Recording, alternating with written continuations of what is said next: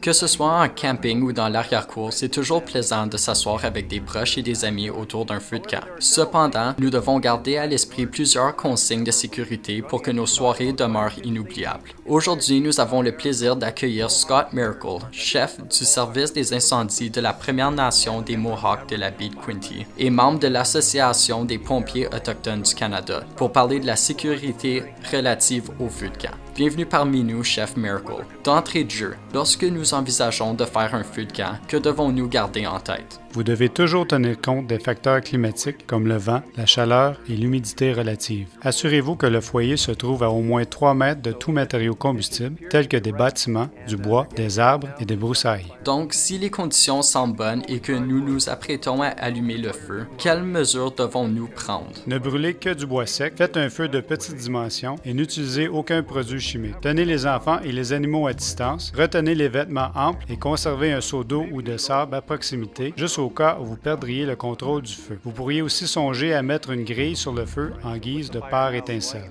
Maintenant que le feu est allumé et que tout le monde est installé et prêt à manger des guimauves et des hot dogs, qu'en est-il de la sécurité des gens?